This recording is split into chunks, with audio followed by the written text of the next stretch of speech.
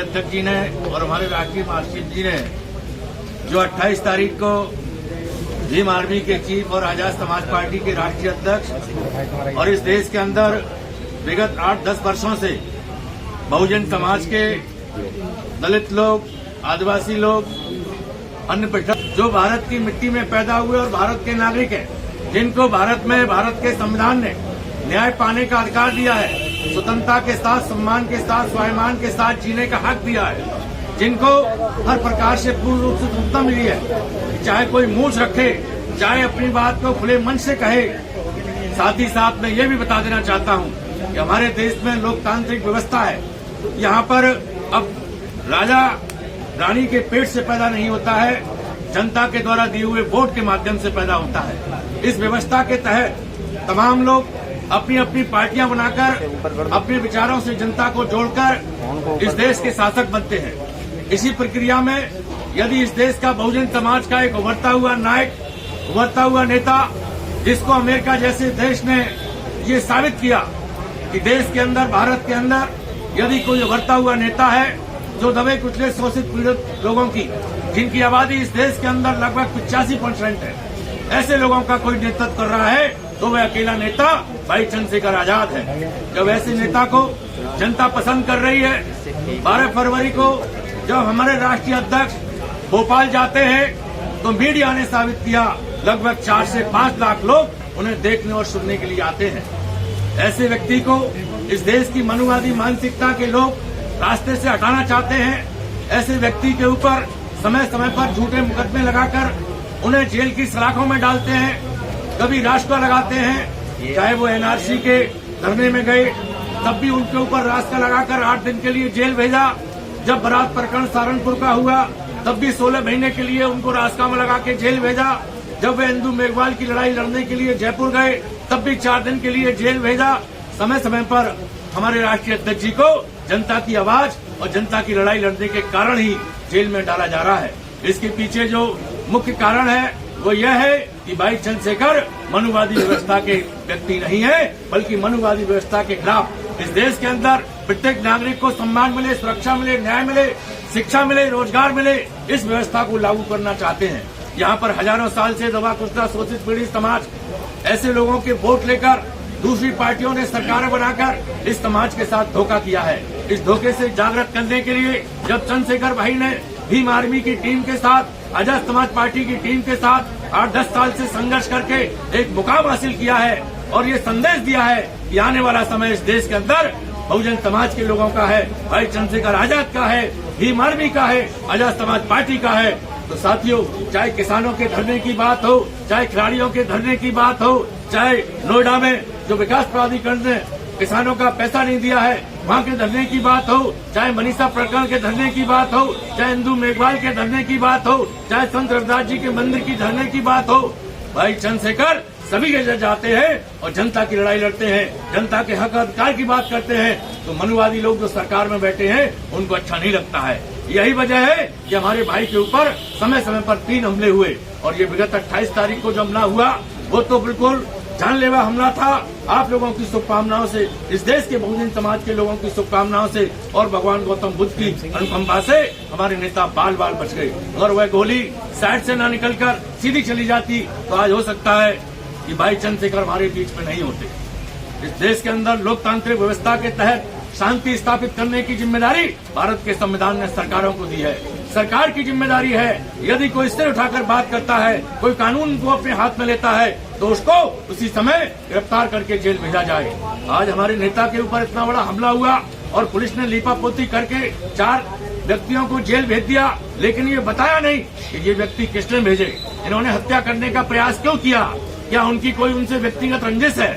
साथियों, ऐसी स्थिति में हमारी ये मांग है इस प्रकरण की सीबीआई से निष्पक्ष जांच कराई जाए और जो अपराधी हैं उनका नार्को टेस्ट कराया जाए, जिससे सच सामने आना चाहिए। उनको किसने भेजा, इसके पीछे साजिशकर्ता कौन सी कौन बड़ी ताकत है। जब इस देश के अंदर बाबा रामदेव जी जो योगा कराते हैं उनको Z+ श्रेणी की सुरक्षा मिल सकती है, कंगना रनौत जो एक हीरोइन है उनको सुरक्षा मिल सकती है, और समाजवादी पार्टी के अंदर शिवपाल यादव जी को परिवार से अलग करके विघटन करने के लिए Z+ श्रेणी की सुरक्षा मिल सकती है। और जब वे परिवार एक हो जाता है तो सुरक्षा वापस ले ली जाती है। तो इस प्रकार की जो सुरक्षा दूसरे लोगों को मिल रही है, इतना ही नहीं, भारतीय जनता पार्टी का महानगर अध्यक्ष, भारतीय जनता पार्टी का जिला अध्यक्ष, जिसके पीछे 100 लोग भी नहीं है, जिसकी बात 100 लोग सुनने नहीं आते हैं, उनको सरकारी गनर दिए जाते हैं। ये सरकार के गनर, ये सरकार के सुरक्षा कर्मी जनता की गाड़ी कमाई से साथियों यहाँ बनाए गए हैं, जो सिस्टम है उसके तहत बनते हैं। ये कोई पार्टी के लोग नहीं है।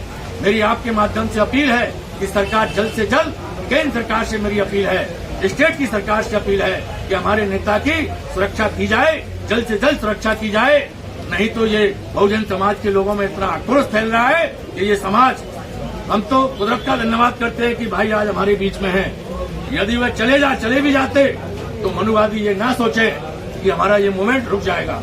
आज लाखों लोग भाई चंद्रशेखर बनकर गांव-गांव में संघर्ष कर रहे हैं। तो साथियों, आपके माध्यम से मैं कहना चाहता हूं कि लोकतांत्रिक व्यवस्था के तहत इस देश को संचालित होने दें। यहाँ जबरदस्ती मनुवादी लोग तानाशाही करके किसी को रास्ते से हटाने की कोशिश ना करें। यहाँ रास्ते से हटने वाले लोग नहीं है। यहाँ पर बाबा साहब डॉक्टर भीमराव अम्बेडकर जी ने संघर्ष किया, इसी समाज के लोगों की आवाज उठाई। आज वो हमारे बीच में नहीं है। मानवर कांसीराम साहब ने आवाज उठाई, आज वो भी हमारे बीच में नहीं है। तो भाई चंद्रशेखर आवाज उठा रहे हैं और चंद्रशेखर के बाद लाखों लोग आवाज उठाने वाले हैं। आज नहीं तो कल सच्चाई सामने आएगी और ये बहुजन समाज इस देश का वोट के माध्यम से शासक बनेगा। इन्हीं सब बातों के साथ धन्यवाद। जय भीम, जय भारत।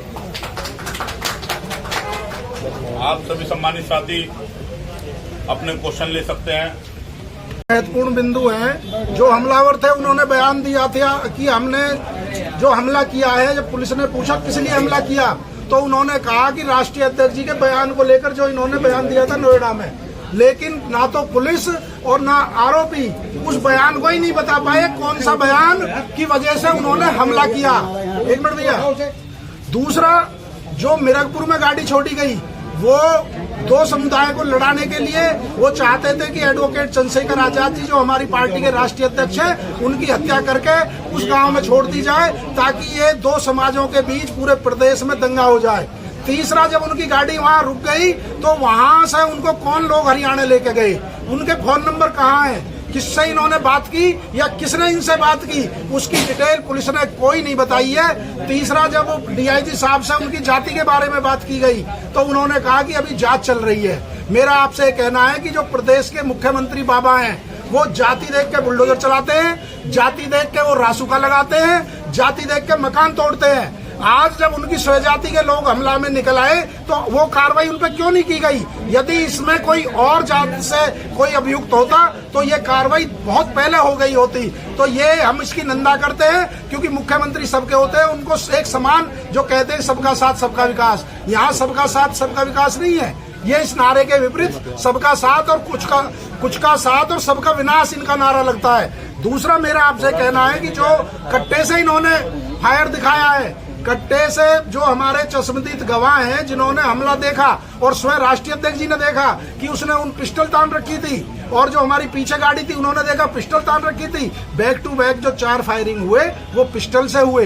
कट्टा भी उनके पास था, 4-5 हथियार उनके पास थे, लेकिन क्योंकि वो चाहते हैं कि जब प्लास्टिक रिपोर्ट आए तो उसमें पिस्टल की गोली आएगी या कट्टे की गोली आएगी तो इनको फायदा मिल जाएगा और ये उसमें न्याय पूरा हो नहीं पाएगा और ये बरी हो जाएंगे।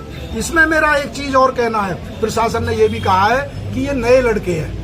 नए लड़के नहीं है, मैं ऑन द रिकॉर्ड आपके बीच बात कर रहा हूँ। 2023 के अंदर इन पर 3 मुकदमे, संगीन मुकदमे दर्ज हैं। 8 लाख की लूट इन्हीं अपराधियों ने की। एक जेलर पर उत्तराखंड में गोली इन्हीं अपराधियों ने चलाई और इनको यही पता नहीं है उद्देश्य से, तुम किस उद्देश्य से राष्ट्रीय अध्यक्ष जी के पे गोली चला रहे हो। जब वो बयान ही नहीं दे पा रहे तो इसके पीछे बहुत बड़ी राजनीतिक षड्यंत्र लगता है, एक सामाजिक स्वार्थ बयानने का षड्यंत्र लगता है। इससे किसको फायदा है? राष्ट्रीय अध्यक्ष जी की हत्या करने से किसको फायदा होने वाला था? इसकी भी जांच होनी चाहिए। इसीलिए हमारे राष्ट्रीय अध्यक्ष जी विनय भाई ने भी और हमारी पूरी पार्टी की टीम ने ये कहा कि इसकी सीबीआई जांच हो। हमें ये कारण चाहिए, पुलिस हमें संतुष्ट कर दे कि हमला जो किया है ये किस कारण वजह से किया है, इसके पीछे कौन लोग हैं और पुलिस उनको क्यों बचाना चाहती है। मैं माननीय मुख्यमंत्री जी से कहता हूं कि यदि कोई पक्ष में है भी वो भी देश का नागरिक है। 22 स्टेटों में हमारा संगठन है, 22 स्टेटों में हमारी आजाद समाज पार्टी की विंग है और हमारे राष्ट्रीय अध्यक्ष जी देश के कोने कोने में जाकर कमजोरों की, गरीबों की आवाज उठाते हैं। यदि आप उनको सुरक्षा नहीं दोगे तो किसको दोगे? धीरेन्द्र शास्त्री को आप सुरक्षा दोगे, कंगना रावत को आप सुरक्षा दोगे, और माननीय मुख्यमंत्री जी जब संसद के अंदर रोए थे कि मेरी जान को खतरा है, मेरी सुरक्षा को खतरा है, तो कांग्रेस ने भी उनको सुरक्षा दी थी विपक्ष का नेता होने के नाते।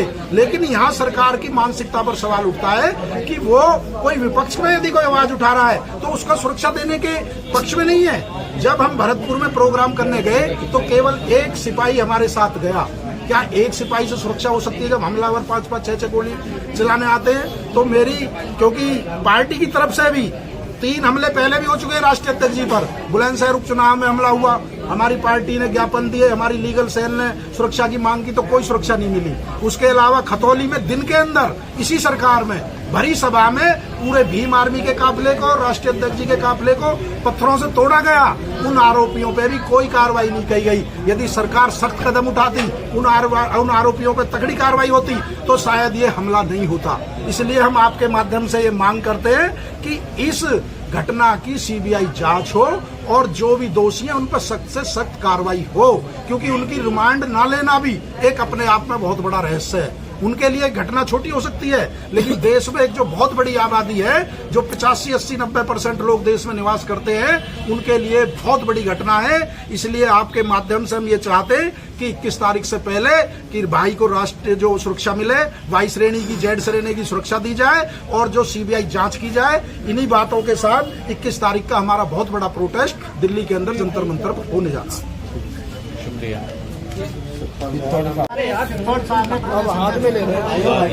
सारा मामला रख दिया है। तो मोटी मोटी बात है, जो जांच अब तक हुई है पुलिस की, उससे हम संतुष्ट नहीं है।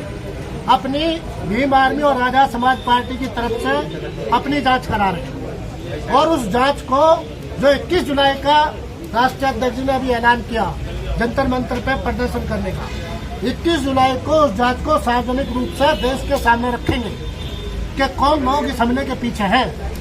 जंतर मंतर से लेके, जंतर मंतर पे जो पहलवानों को समर्थन था उससे लेके, और जो गुर्जर समाज के, खासकर गुर्जर समाज के किसान आंदोलन का नोएडा में रहा, और जिस तरह से खासकर जाट और गुर्जर समाज के लोग आजाद समाज पार्टी के पीछे लामबंद होकर चल रहे हैं, ये उसके पीछे उसको तोड़ने की साजिश है। इस साजिश को 21 जुलाई को हम लोग सार्वजनिक तौर पर देश के सामने रखेंगे, जो जांच भीम आर्मी और आजाद समाज पार्टी अपनी तरफ से कर रही है। जैसा वो राजनीतिक दल अपनी जांच करते हैं, अपने सर्वे करा रहे हैं, तो पुलिस के इतर हमारी जांच और सर्वे है, जिसमें हम लोग उजागर करेंगे किस किस का कौन माफिया है, किसने सुपारी दी है, और सरकारी संरक्षण के पीछे कौन कौन लोग हैं जो भीम आर्मी को खत्म करना चाहते हैं, आजाद समाज पार्टी को खत्म करना चाहते हैं, और भाई चंद्रशेखर आजाद को खत्म करना चाहते हैं। यही मुझे कहना। बहुत बहुत धन्यवाद। इस घटना का जो प्रकरण है, तुम्हारा बेहतरीन, हमारे नेता,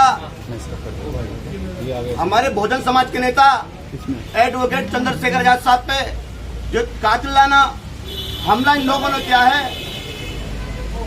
ये बहुत गलत कातिलाना हमला किया है।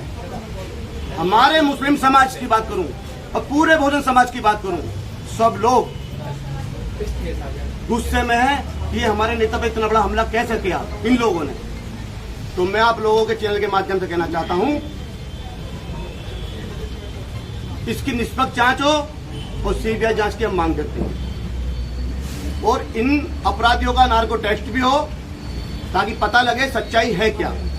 गोली चलाते हैं 32 की और बताते हैं 315 की, तो ये क्या है? सरासर गलत है।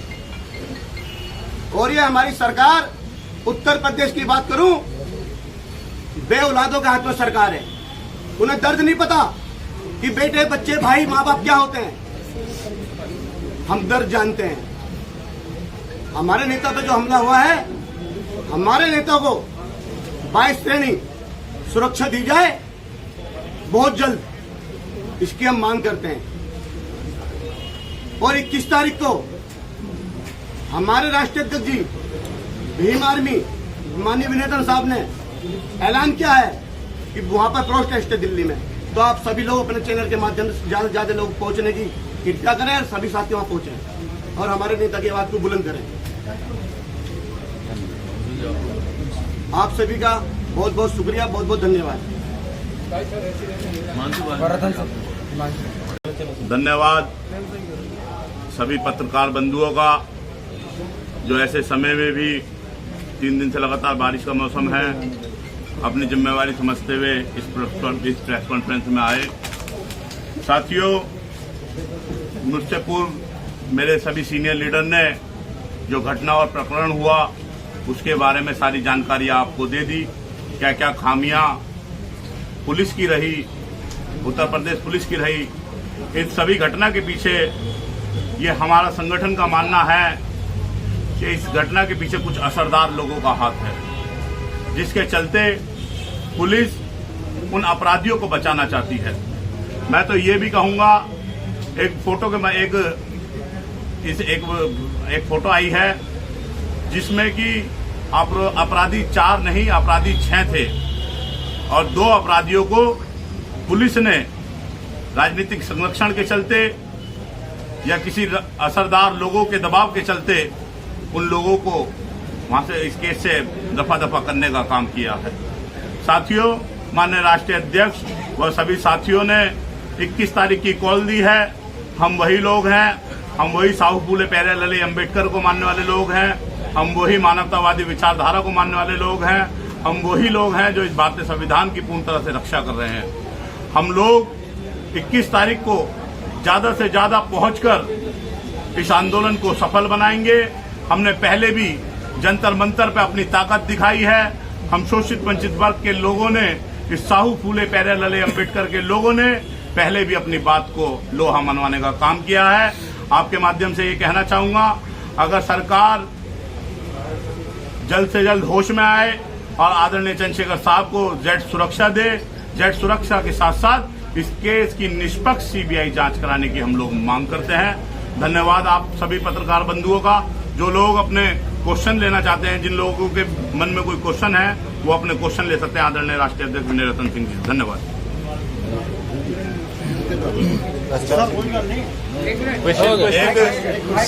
एक सिख भाईचारा से एक हमारे साथी हैं जो अपना समर्थन देने आए हैं। मैं चाहूंगा वो भी अपनी 1 मिनट बात रखें। वाहिगुरु जी की फतेह। जो चंद्रशेखर आजाद जी ते जानलेवा हमला होया, उस हमले की इंसाफ लिए जो आज मीटिंग बुलाई सी, मीडिया का मैं बहुत बहुत धन्यवाद करदा कि ये आवाज़ पूरे इंडिया च नहीं पूरे वर्ल्ड च जाएगी। जो चंद्रशेखर जी से हमला होया वो एक साजिश तहत होया है, क्योंकि एक राजनीतिक हमला है। ये कला तुसीं जिहड़े साडे नाल समाज वो कल्ले तुहाडे ते नहीं, ये समुचे लोग जो चाहे मुसलमान भाईचारा चाहे सिख भाईचारा टारगेट ते ने, क्योंकि ये एक पासे अभी मानने कि असीं 85% लोग हाँ, ये 85 ते 85% लोग जोड़े है टारगेट ते ने। मैं जिधर सहारनपुर चंद्रशेखर जी का पता लैन गया सी अगले दिन, ते पता कर लिया सी कि वो एक लड़का हरियाणे तो है। मैं नाल दी नाल भेज दी सी, फोटो मेरे को पहुंच गई थी, क्योंकि जी गड्डी नंबर सी वो अम्बाले का शो हो रहा सी। उस तो मैं पता करके गड्डी किहदे कोल सारा पता ला के भेज दी सी रिपोर्ट।